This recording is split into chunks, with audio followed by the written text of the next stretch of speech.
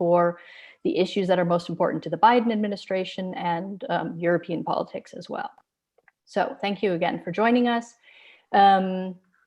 Our second speaker, Ambassador John Emerson, is going to join us a little bit later. So I'm going to start with our German speaker and introduce him, and we'll have a bit of a chat about some of the details of the candidates and of the parties and of the polls. So please join me in welcoming Wolfgang Schmidt. He has been the State Secretary at the German Federal Ministry of Finance since March 2018. And before that, he served as State Secretary of the Free and Hanseatic City of Hamburg for 7 years. Anyone who knows the biography of Olaf Scholz will be recognizing some stops on this trip of Wolfgang Schmidt's career. So before he was in Hamburg, he also worked as the director of the Office of the International Labor Organization in Germany. And from 2007 to 2009, he was Chief of Staff and Head of Policy Planning Unit at the German Federal Ministry for Labor and Social Affairs. Olaf Scholz, who's the SPD's candidate in the upcoming election, was not only coincidentally the Minister for Labor and Social Affairs at that time. So Wolfgang Schmidt, as you've already gathered, is a social democrat and an advisor to one of the candidates. And he's here to talk to us about the parties, about the interesting things going on with the parties ahead of the election, what to expect from the Social Democrats, but also all the others. I'm sure he's going to be completely impartial.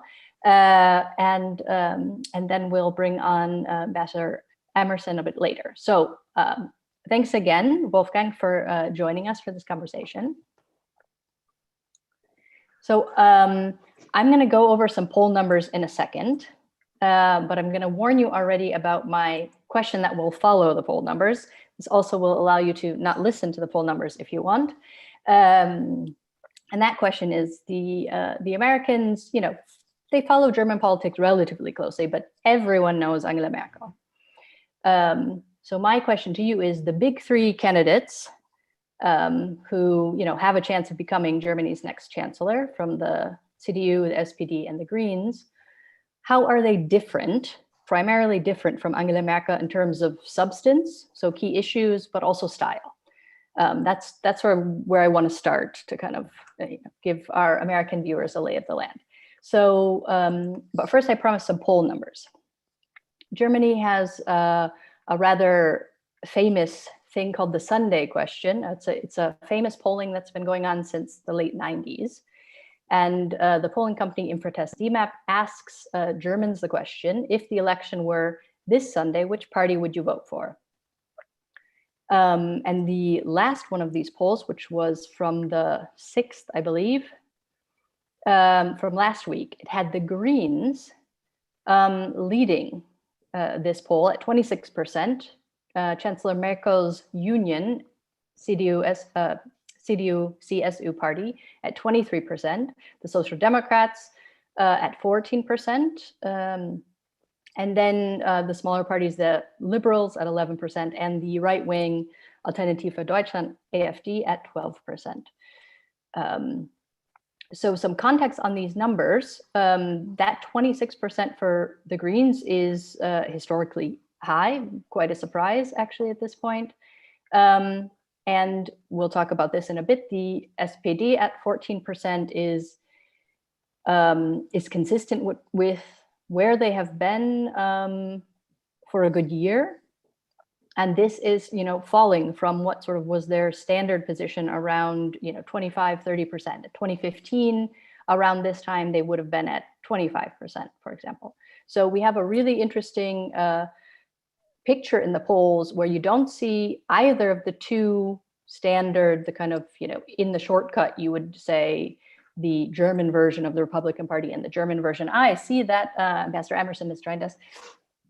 I'm going to just finish this question to Wolfgang, let him answer it, and then I'll introduce you, John, if that's okay. Sure. So yeah, for the first time, we see neither of the big classic, you know, center left, center right parties leading, but rather the Greens.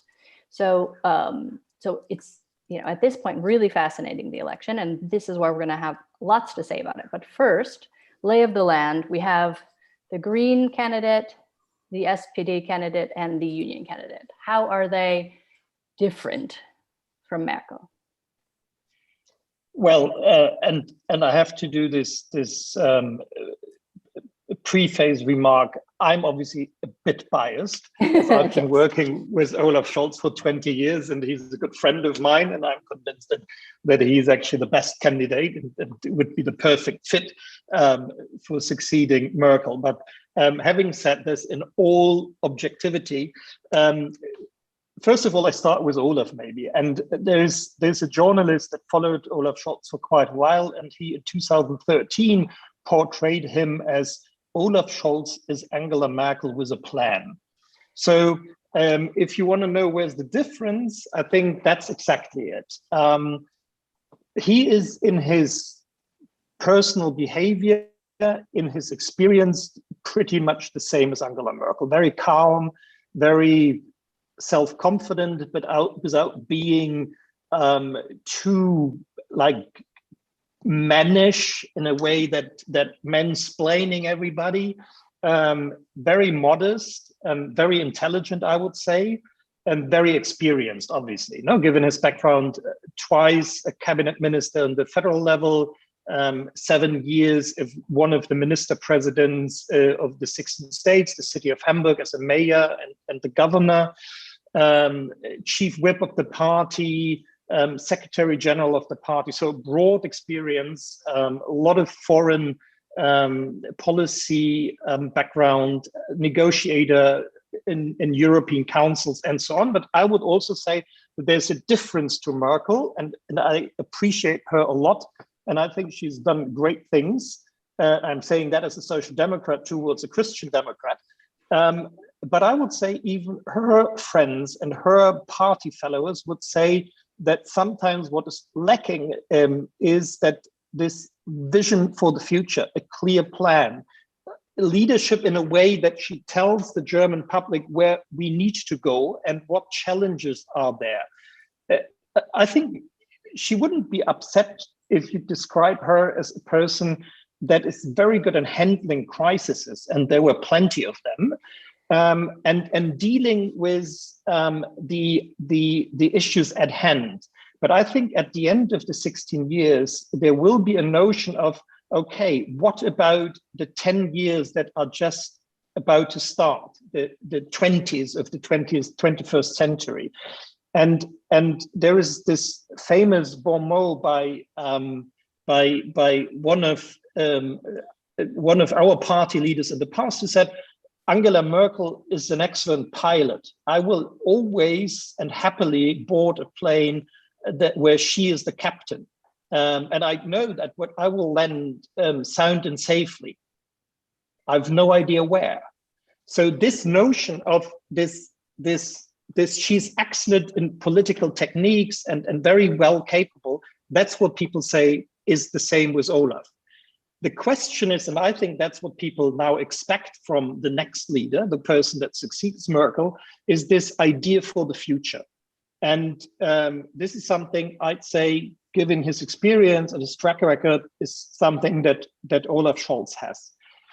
If you look at the other two candidates, you have obviously on the opposite Mrs. Baerbock, the leader, the co-leader of the Green Party, 40 years old, not a lot of experience, no governmental experience. Indeed, her only professional experience is within the political sphere. So she worked as an assistant to a member of the European Parliament for 3 years after graduating with a master from London School of Economics, and then started as a member of parliament that she has been for 8 years now.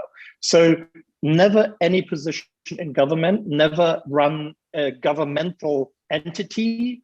And obviously she's quite young for a German candidate, but she brings a lot of energy, and a lot of things needs to be different, and hence a lot of fresh air to the scene. And then you have Armin Laschet, also an experienced hand, um, 5 years member of parliament on the national level in the last century, then 5 years as member of the European Parliament, and since 2017 he has been leading as kind of governor, minister president, the biggest state of Germany, North Rhine-Westphalia, and as he would always say, the sixth largest or seventh largest economy in the European Union, if North Rhine-Westphalia were a member state. So 17 million people, the biggest state in the country.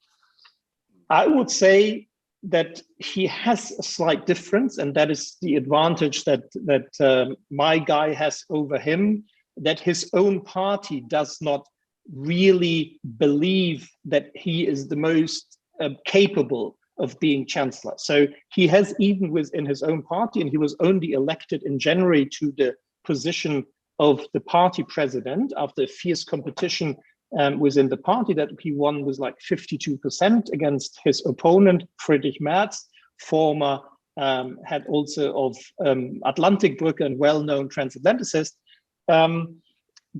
that his own party has some difficulties in accepting him not only as a leader, but also portraying him as the chancellor. He himself would describe him as a person that is pretty much in line within the Conservative Party, what Angela Merkel stands for, so the more moderate, I wouldn't say leftish, but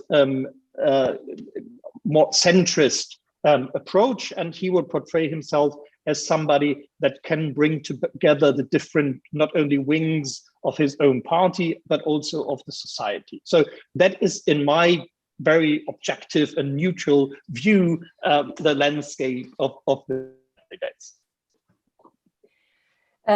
Yes, thanks for that. I think everyone knew they're joining a Friedrich-Ebert-Stiftung event, but we appreciate your honesty about not being objective and attempts to try a bit anyway. Now I can introduce as well our second great speaker. We are very happy to have talking with us Ambassador John B. Emerson, who was the US ambassador to Germany from 2013 to 2017, so during Obama's second term. He was a very successful and well-respected ambassador in Germany, despite the fact that his tenure started basically exactly when the NSA scandal broke. So it was not an easy job. I remember being at a number of sort of apology events with you, Ambassador Emerson. John has a long history in democratic politics, including, if I got this correctly, serving as Clinton's California campaign manager. And last but certainly not least, Ambassador Emerson is a trustee at the German Marshall Fund currently. So thank you very much for, and he's taking out some time from our board week. So he's got a lot to do. Thank you very much for joining us, John. Well, thank you, Rachel. It's great to see you again. And it's to be involved with the German Marshall Fund has been wonderful. I see Friedrich-Ebert-Stiftung as one of our sponsors. In 1988, I was a guest of the Friedrich-Ebert-Stiftung as a young leader on a 2-week exchange into Germany. Hard to imagine, having been there then, that less than a year later the wall would be down. But anyway, so a shout out for that. My dear, dear friend, Wolfgang Schmidt, we worked closely together during the time I was ambassador, and we have remained close friends. It's interesting, in politics, you often wonder, are people your friends just because of, the job you're in or your title? And one of the wonderful experiences that both my wife, Kimberly, and I have had in Germany is that so many of our friendships have maintained and even blossomed in the period since then. So anyway, and I've always found, Wolfgang, yes, we know your partisan views, but you're always so balanced in the way you present things. And I'll just say, as a shout out to your boss, I was so impressed with the meetings that I had with him, with his thoughtfulness and the depth and breadth of his of his knowledge, and he's a very, very quietly impressive man. I mean, he doesn't kind of get out there and raise the rafters, but a very, very impressive and thoughtful man. So, and by the way, I just saw in the chat that Ambassador Dion from Canada is there. So a shout out to you for joining us. Your predecessor, Marie, was a good friend of ours. She and her husband are good friends of ours, and she and I work closely together on a number of issues. So she was more successful in getting the CTEC agreement with the EU than I was in getting the TTIP agreement. But anyway, it's good to see you, Rachel, and thank you for having me. Yes, great to have you with us. I'm gonna, before we get a bit more into the sort of domestic scene ahead of the election, to frame it a bit for us, John, this is an important election because Germany is an important question, an important partner, an important player in Europe, and also because we have, big challenges that the Biden administration has been quite focused on in the campaign and in their first months in office. So if you could just sort of briefly outline for us, what are some of the really key issues that Biden wants to tackle that he's going to need a German partner within the EU, or sometimes even in G20 and other formats on his side to get these agenda items done? If you, maybe just the top 2 or 3, I would say. Well, I think obviously climate change, huge. The Biden administration has adopted what we call an all of government approach to climate, and literally on his first day in office rejoined the Paris Accord. And this is one of those issues where there's just such consistent thinking coming out of the White House and the administration, and particularly Germany and the EU on the topic, that I think that is an area that will, on the positive side, be an easy one for us to engage in, particularly as we're dealing with China, with the developing world, with other parts of the globe where maybe additional resources are needed to try to help them address the climate challenge. So that would be number 1. Number 2, China. And this one is not so easy, particularly vis-a-vis Germany, where you've got, a sense on the part of leaders of business and industry, and I think many politically, certainly no interest in a decoupling with China. That's not what the Biden administration was advising. I think maybe they heard that more from the Trump folks. But a real concern with the fact that, China is the largest trading partner. Germany in particular exports a lot. I mean, I believe Audi has 9 factories, manufacturing facilities in China. The auto industry in particular is, very, much actively engaged in China.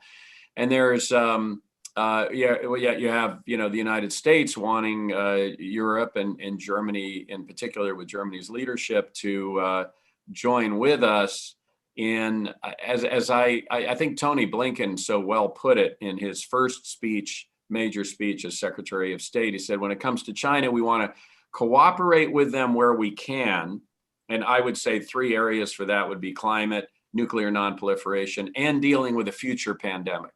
Setting up some sort of structure where we can be confident we're going to get the science right, get the information right. Nobody can be playing hide the ball the way both the Chinese did, and unfortunately the United States as well, I think, in terms of the seriousness of this at the outset. But those are areas where cooperate where we can, be competitive where we should be.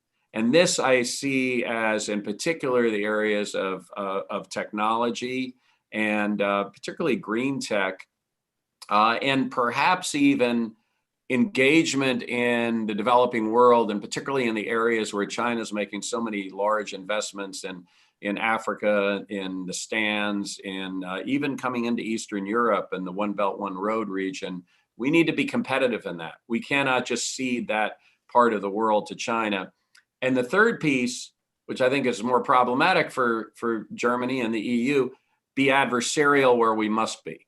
And that's that I think is going to be the large challenge. So I would say, and that's a conversation we could probably spend the whole hour on, but I just say, to answer your question, climate and China are sort of the two most interesting areas, one easy for us to work together on, the other a little more challenging. Yeah, thanks. When you started with climate, I was like, oh, is he going to do the diplomatic thing and only mention the easy ones? But no way. You know me better than that. But then there was China. So let's use the China angle to talk more about, the parties and where they stand on some of these, global challenges and transatlantic positioning. So the EU concluded an investment agreement with China right before Biden took office. That was, something that caused some raised eyebrows in DC, I can say, and it was also in the final days of the German presidency of the EU, right? So many are saying, it's not a coincidence. This was really also a German move to get this agreed upon. For those people who aren't in the weeds on this, it's an investment agreement between the EU and China. It still needs to be ratified. There's a lot of opposition also in Europe and in the European Parliament. So we're not talking about anything that's done, but the move was a kind of business agreement with China just when you're getting someone in the White House who's been saying they want partnership with Europe and partnership on some tougher issues. Recently, Germany also passed legislation that did take a sort of tougher stance on Huawei than had been the case, let's say, a year ago. This was infrastructure investments in Germany, and there was some controversy over excluding Chinese players from the market out of security concerns. A divided opinion very much in Germany on this. So when it comes to, let's say, specifically human rights and risking the big market access questions in, making human rights causes central to politics with China, or working with the US to adjust some of the global trade, where do you? Let's start with Scholz again. Where's the SPD on these issues? And where has Germany been on these issues? And can we expect a change? Are things going to change dramatically in September potentially, or are the German parties more aligned on this than we might think? Yeah, my take is that, and you've seen that in Germany in foreign policy all over the time, that they're pretty much aligned. And there might be different nuances, but basically when it comes to the fundamentals of German foreign policy, the main parties are all aligned. I would say the Greens have moved the further to the common sense than any other, even though if you take a closer look at their program and what their leaders are saying, there is still a gap. So it's going to be interesting whether the leaders will be able to pursue their party on their more pragmatic and more conventional foreign policy line than the heart of their membership actually goes.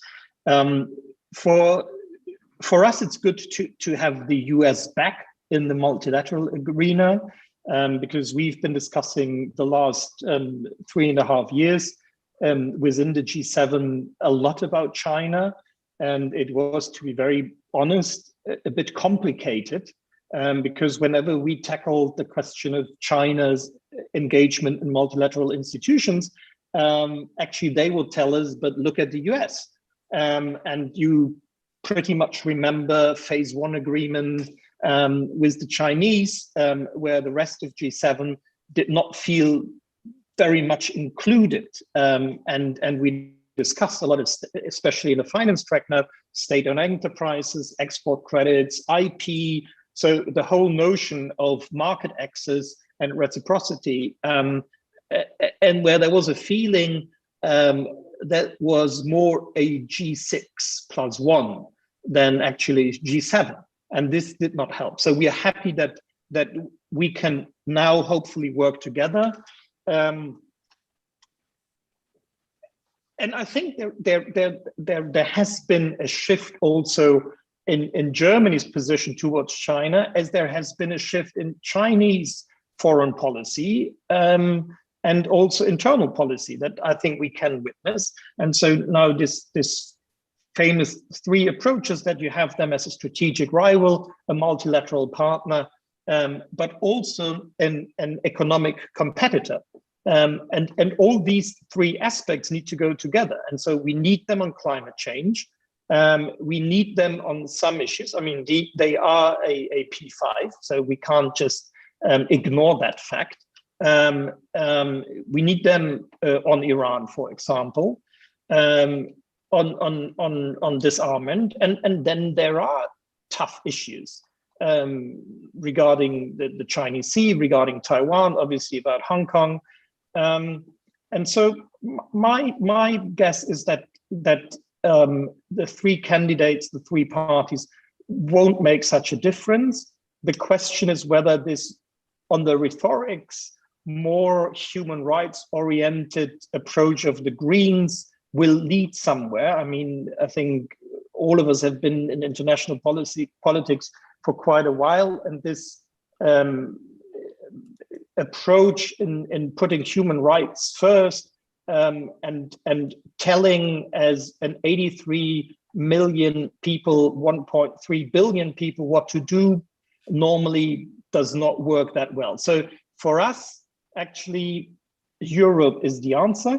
And we've witnessed that also in our relation with the US on some trade issues that we had with the previous administration. I think even the most critical were pretty happy that it was the EU Commission that negotiated trade with Lighthizer.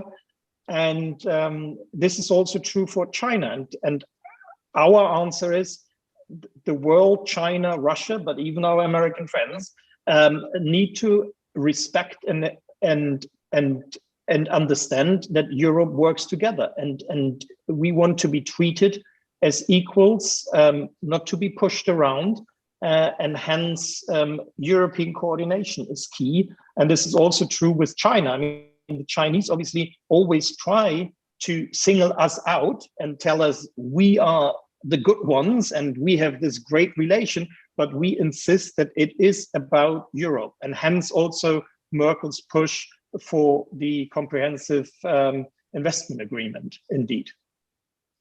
Okay. So, I mean, you hinted at this a bit on the China question and where the parties are. I want to use that also to return a bit to the question of where the parties are at the moment and what that means in terms of coalitions, right? So, you know, we have seen right now we're in a grand coalition. You know, 3 out of the 4 in the Merkel term have been grand coalitions. You know, every time everyone says they don't want a grand coalition, and then the math doesn't deliver anything else. This time again, you know, no one wants a grand coalition, but the math seems like it might also be delivering other options this time, including potentially surprising options of a green chancellor. And where does that place the SPD? And where does it see itself most aligned on some of the big questions, like, you know, like China, like climate, like the EU, in fact, with the potential parties that it might form a government with? Well, obviously, the best thing is to govern alone. And we did that once in Hamburg. That is the best one. And then Olaf Scholz led what we call a red-green coalition, so together with the Greens, when we, unfortunately, for a small amount of votes, missed the second consecutive government alone. I think, and you described it at the beginning, what we see in Germany now is a fragmentation of the political system, a little bit what we have seen in Scandinavia. So the times of like one party with over 40%, I would say, are definitely over. And you see that the CDU declined, are now way below 30%. And so my first pick is that the next chancellor could well represent a party that only achieved 25% of the votes. And it's then the composition of the different parties. That's a completely different scenario to the US. But the next chancellor could lead a coalition of 25, 20, and 5. And if you look at our second chamber, not so well known in the US, I would say, but they're the traditional coalitions of the SPD and the Greens and the Conservative Party with our liberals. They, out of 16 states, only govern in one each. So the landscape has completely shifted. So my hometown of Hamburg is red-green, and Mr. Laschet's state of North Rhine-Westphalia is what we call it black-yellow. So the Conservative Party plus the Liberal Party. And that's it. And half of the states are now governed in a three-party coalition. So the traditional stabilizing German model of two-party coalitions is endangered. And if you look at what we now call a grand coalition on the national level, we have together 53%. That's not really a grand coalition, because the two parties actually in the 2017 election suffered their worst election result since World War II. And this shows you, and we actually as Social Democrats, we pretty much said at election night, we are out. We ought to go to the opposition. It's now time for the Liberals, the Greens, and the Conservatives to form a government.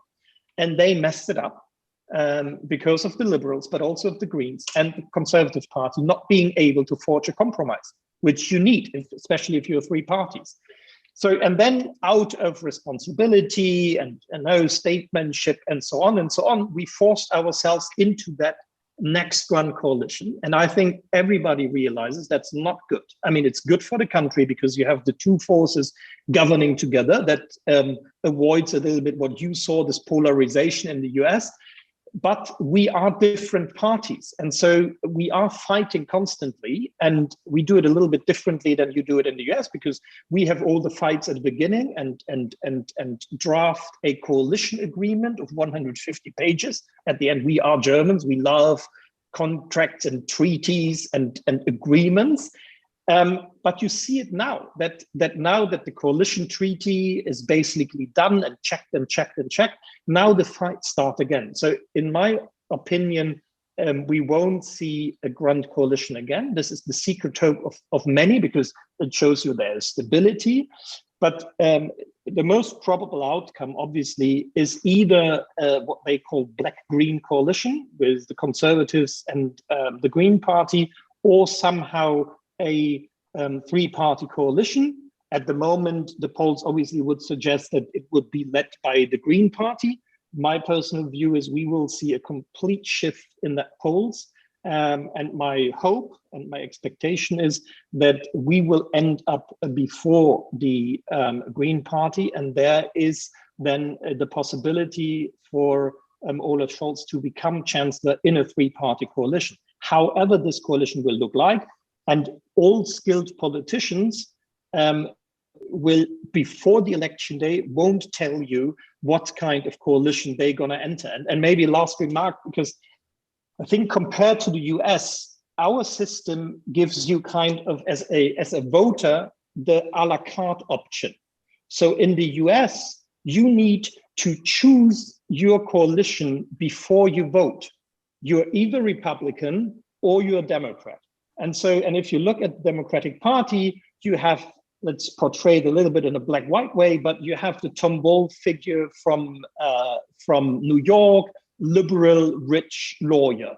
Then you have the drag queen from, let's say, Los Angeles. You have the blue-collar worker, and you have the activist of color from the South.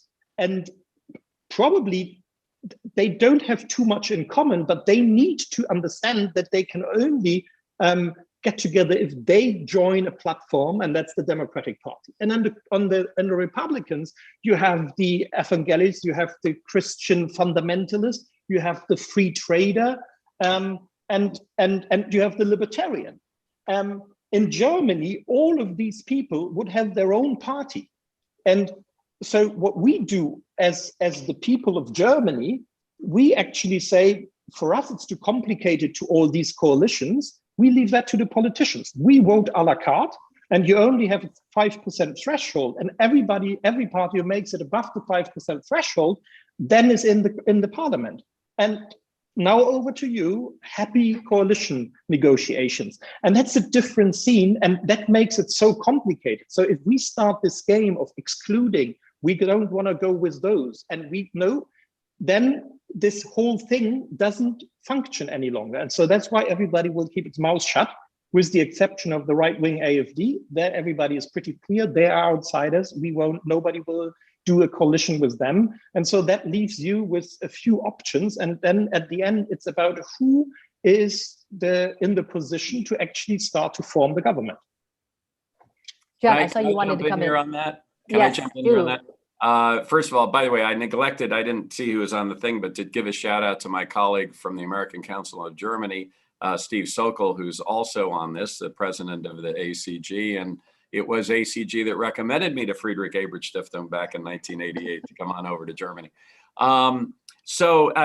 Wolfgang answered that beautifully. I'm the American, I've been involved in presidential politics for a long, long time. I'll just give you my quick take on it. And let me also just suggest, Wolfgang, you're right about the Democrat or Republican, but over a third of our voters are either declined to state or independent. So there's always that struggle. And what I love about your system is that once you get a coalition agreement, then boom, things happen and go through the legislature. And of course, we argue about it. We have an election, we have a consensus, and then we keep arguing about it and things don't get done as much. So I do think there's something to benefit that.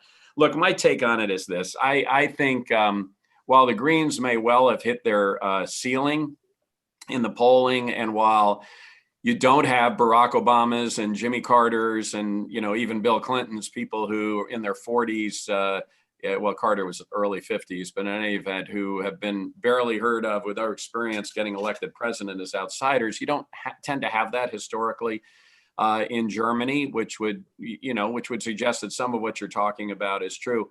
It is hard for me to see, given the reality of German politics and sort of math, any situation where the Greens aren't in the government. I mean, that's it would have to be just almost an unprecedented meltdown for a party that's not currently part of the government. You could see a meltdown for a party that is in the government if something horrible happens, but for a party that's not in the government, an unprecedented meltdown for them not to at least be in the government. And it's also my sense that if the Greens are leading and invited to create a coalition, or Social Democrats or whatever, hard to imagine the Christian Democrats, CDU, CSU going into that coalition. Maybe I'm wrong about that, but I would find as a junior partner, after having been I think they would much rather be on the outside. So that suggests it's either black, green, or in all likelihood, traffic light coalition. And we can argue about, which is the top bulb. Is it a red or a green light? It's certainly not going to be a yellow light at the top. But the question I have is, and a lot of people I talked to said that the Social Democrats are going to have a real tough decision to make, because for them to be a junior partner, if you just looked at the current polls in a traffic light situation, to be a junior partner with the year after year, 3 times a junior partner in a grand coalition, which maybe isn't so grand given the math of where the parties stand today, and then to be a junior partner in a 3-way or 4-way, whatever it is, coalition, is that the best for the Social Democratic Party? Or should they say, you know what, we'll be the largest minority party and stay out of this? Now, obviously, Wolfgang is working hard for a different scenario on that. But I'd be curious in your thoughts on, should the unthinkable from your standpoint happen, and it is the Greens on top, and are you guys better off being the largest minority party and sort of building a stronger identity in that way? Which, just to rephrase the question or add an element to it, right? There have been lots of debates that, the sort of decline in the poll numbers, if the SPD is some kind of a Merkel effect, this, asymmetric demobilization, right? That the they take over SPD policies and get the credit for it and just kind of eke away. And the question is that a Merkel effect, or is that a junior partner effect? Would one be afraid of the same thing happening if you had a kind of left-wing coalition, or is it just because, you know, Merkel moved the CDU more to the center? To add an extra element to the question, but I'd like to hear you answer the question. It's a very interesting one. Yeah, I mean, and you know the political answer to John's question. We are fighting like hell to not have to answer that question after election day, and I'm not stupid enough to answer it before. Obviously, there's a lot of things you can play around, but I will tell you why I'm still very optimistic, and I don't think that this scenario will happen. I think at the moment people are not worried about the election. They're worried because we are still lagging behind with vaccination, about their shot.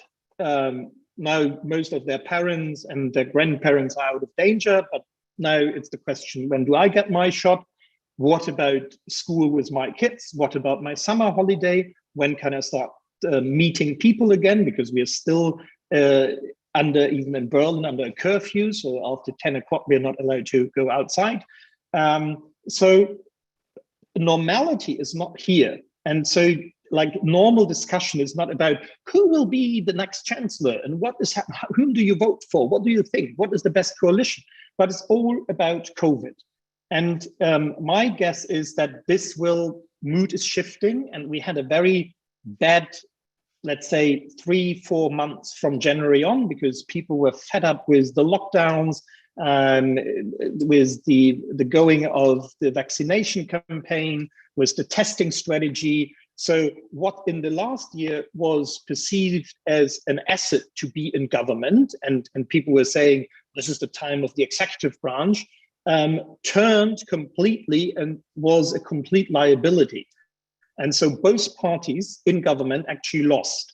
And obviously for the opposition, especially the Green Party, it was like very easy to criticize everything. No, and everybody that has been in government, especially in times of crisis, knows there is no right answer, and especially in COVID, we don't have a blueprint that we just open the drawer, take it out, and then follow through like a beautiful coalition agreement. But this was really complicated, and mistakes were made.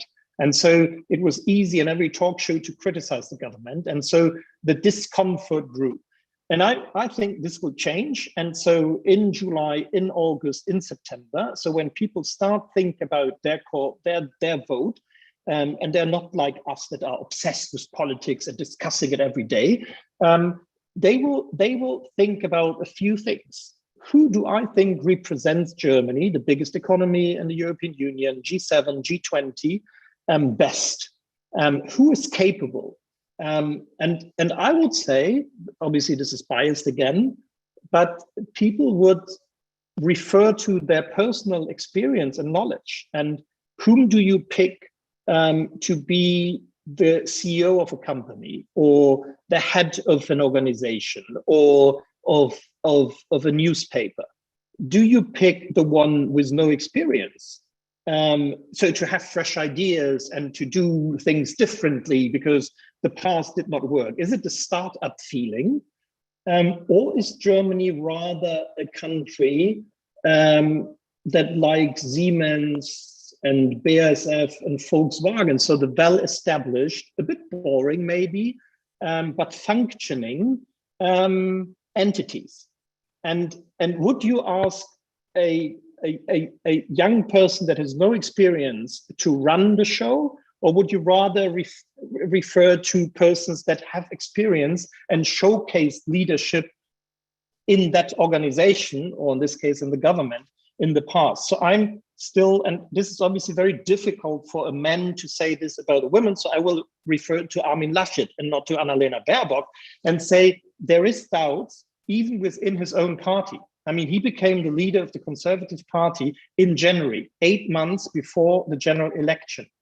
And even though he did not say, I'm the candidate, I'm gonna run for our Christian Democratic Party and the Bavarian sister party, but he said, yeah, we have to decide that in Easter. between Easter and May.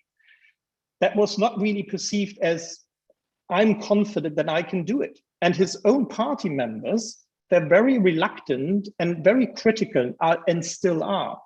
And I don't know how this saying is in English, but you never can make a first impression twice. So the first impression of Mr. Laschet is not that as a strong leader that desperately wants to become the leader of this country, but as a person that his own party has serious doubts about his leadership quality.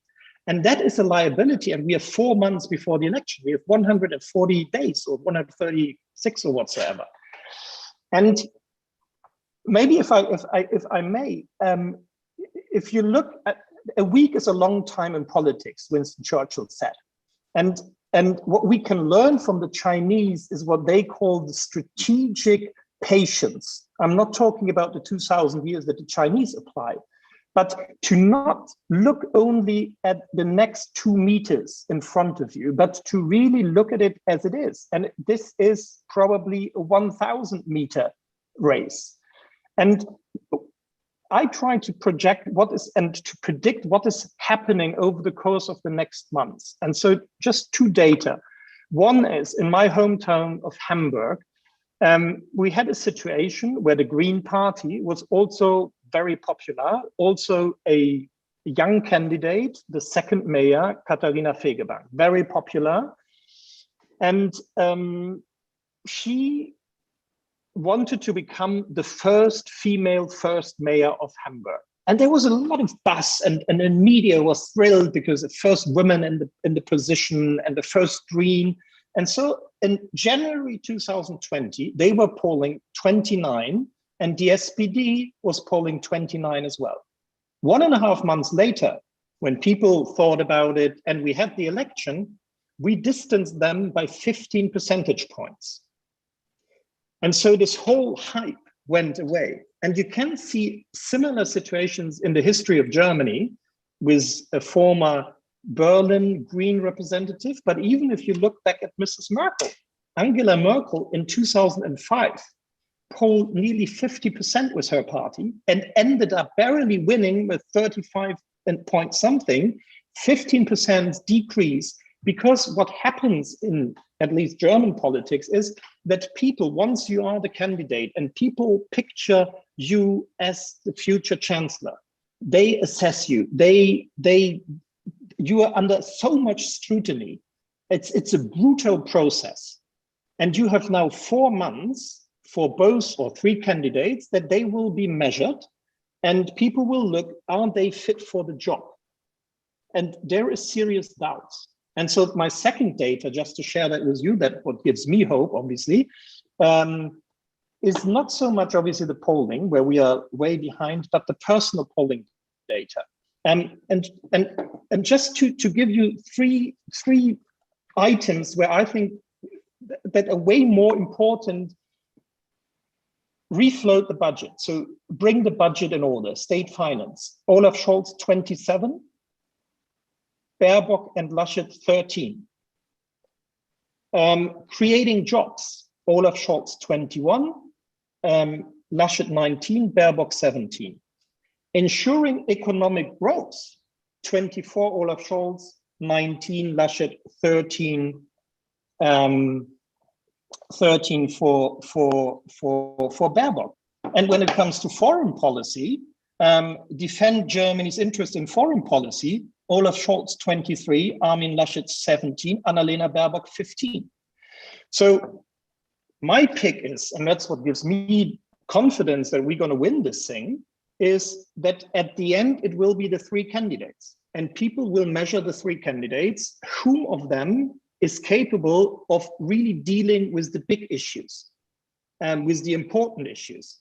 And there you have the heavyweight, the vice chancellor, finance minister, the one that dealt with the crisis 2008, 2009 as the federal labor minister and ensured millions of jobs by implementing short-term work allowance that now we used again as the main tool, and now dealing with the crisis and also saving Europe by implementing this recovery fund. as the German Franco initiative. So, and then you compare that to the experience of the other candidates. And I would say, with all fairness, there is a difference. And the main question will be whether the Germans will be Germans, or are they out of a sudden more willing to take a risk and say, yeah, we need something different, Renzi style in Italy, crush the old party, and start something new. And obviously we need to be, that's hence Olaf Scholz, Angela Merkel with a plan. We need this idea of a future, and shouldn't be portrayed as the gray party of the past, boring, but then we have a chance. I mean, it's to go to your, is it a matter of wanting total change, dramatic change, or just a little bit of change, right? It could be that Scholz benefits from being the safe change in the end. And the numbers go along with that to a certain extent, right? In November, when the US voted, the CDU was looking great. Germans were feeling very good about how Germany was doing in the pandemic, especially in comparison to other places in Europe and in comparison to the US. So, Merkel's party was polling at 36%, I think, in that same poll.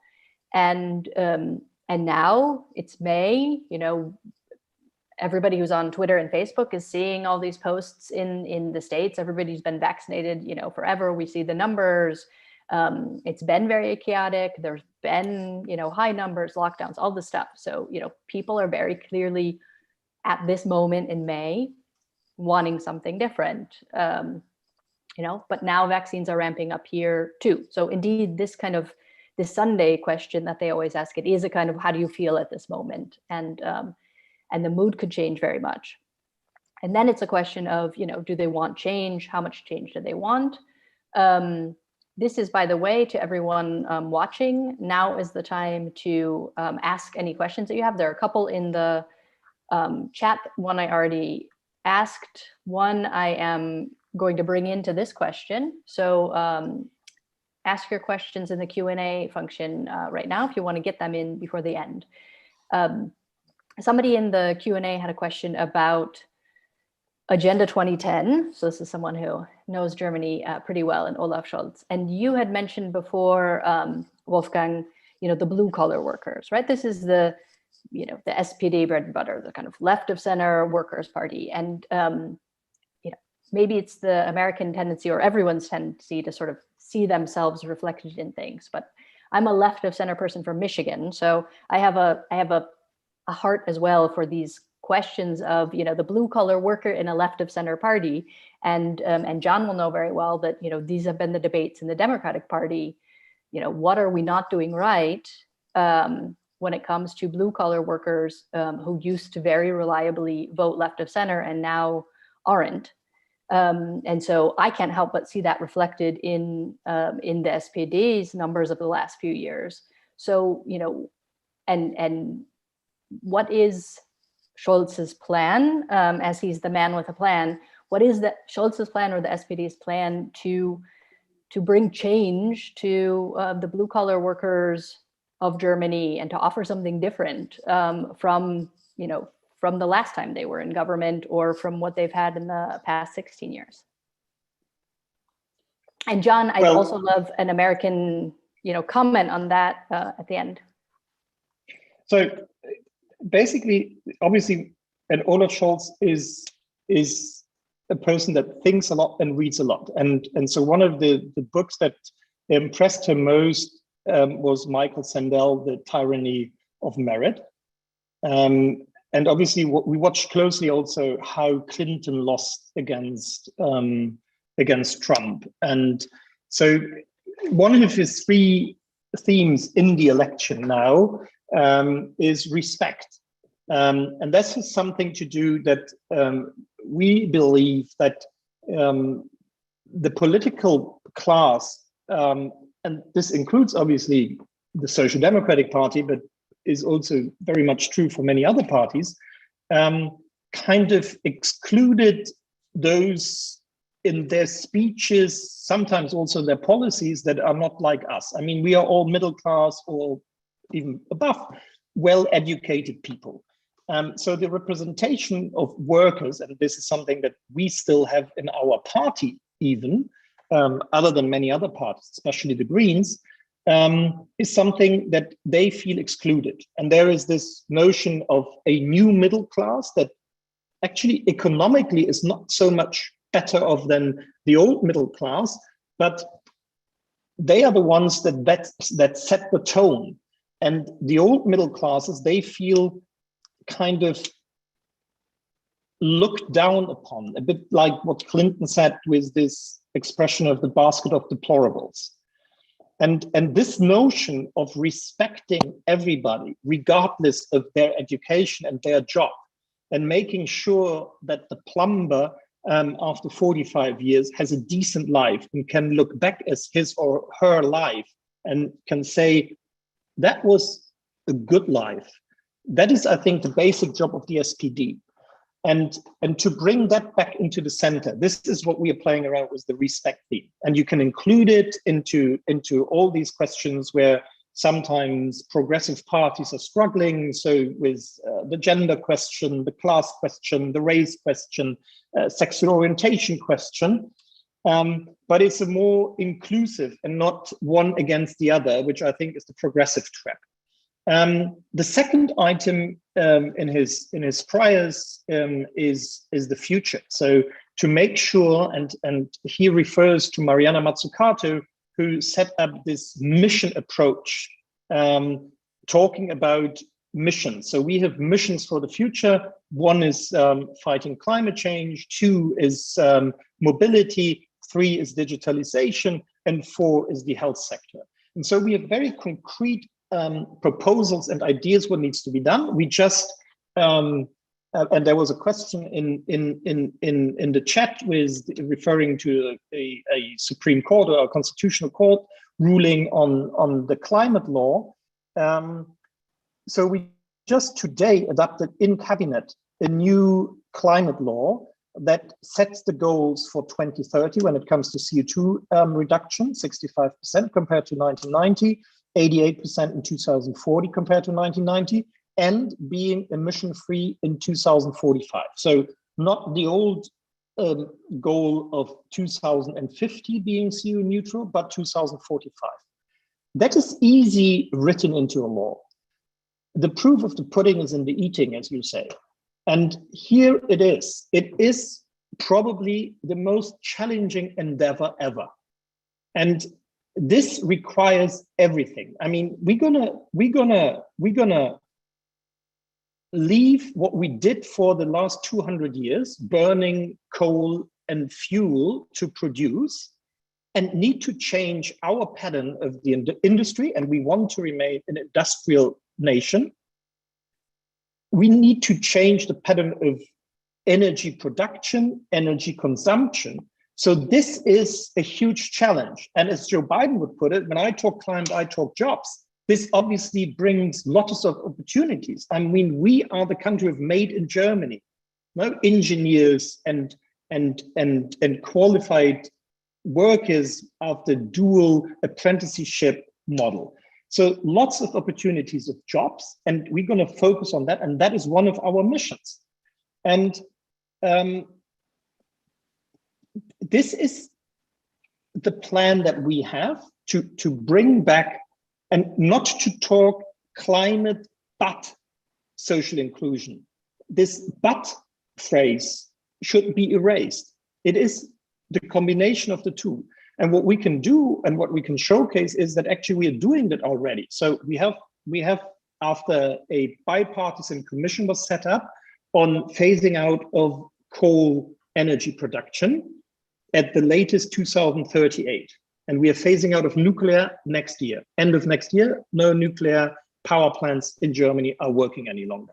And so the next goal is to get rid of coal. And instead of saying, yeah, we do that, and the workers, yeah, good luck, you're gonna find a job, we're pretty sure, and we're gonna pray for you or whatsoever. We said we're gonna combine that with a 40 billion euro package.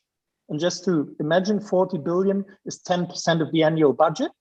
So 40 billion euro over the next years that will be invested into that communities where these jobs disappear, so that it will be okay. It's not just a shoulder clapping and good luck, buddy, but it is concrete actions so that people see the new jobs, the training, the facilities, the businesses that will be set up there, will see it even before their jobs in the coal production disappear. And I think this is something what we learned also from Trump's